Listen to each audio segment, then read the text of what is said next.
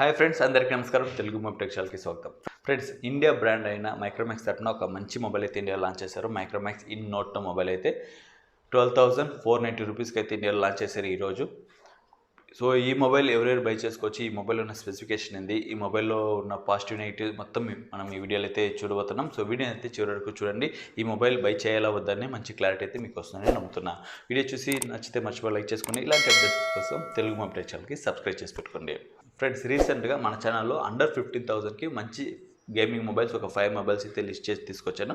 So ఇప్పుడు ఆ లిస్ట్లో మీరు ఈ మొబైల్ జాయిన్ చేసుకోవచ్చు.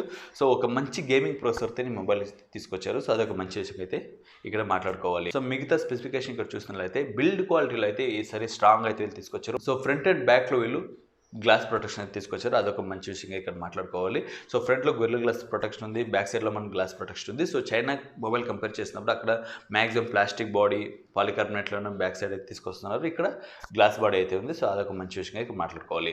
ప్లస్ లుక్ వైజ్ కానీ డిజైన్ కానీ చాలా మంచిగా అయితే ఉంది. సో మిగతా మొబైల్స్కి ఈ ప్రైస్ సెగ్మెంట్లో ఉన్న మిగతా మొబైల్స్ కంపేర్ చేసినప్పుడు ఇది ఒక కొంచెం యూనిక్ అయితే కనిపిస్తుంది. అదొక మంచి విషయంగా ఇక్కడ మాట్లాడుకోవాలి. ఇక్కడ డిస్ప్లే చూసినట్లయితే 6.43 స్క్రీన్ సైజ్తో ఫుల్ హెచ్డీ ప్లస్ డిస్ప్లే, దాంతోపాటు అమోలెడ్ ప్యానల్ అయితే ఇక్కడ చూసుకోవాలి. సో అదొక మంచి విషయం ఇక్కడ అయితే కనిపిస్తుంది.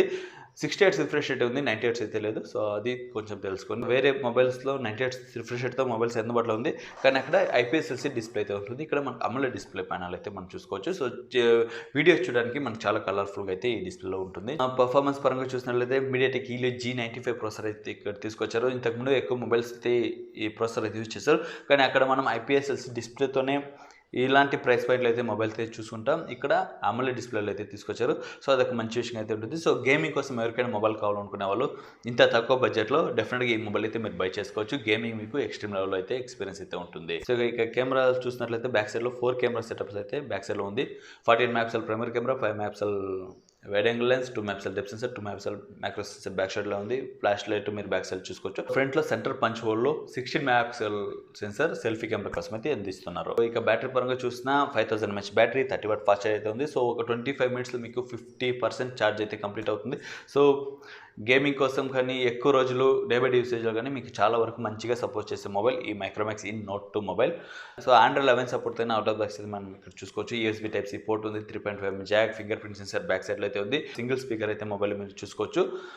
ఈ లాంచ్ చేసిన వేరియంట్ చూసుకుంటే 4GB RAM, 64GB వేరియంట్ 12,490కి అయితే ఇక్కడ లాంచ్ చేశారు.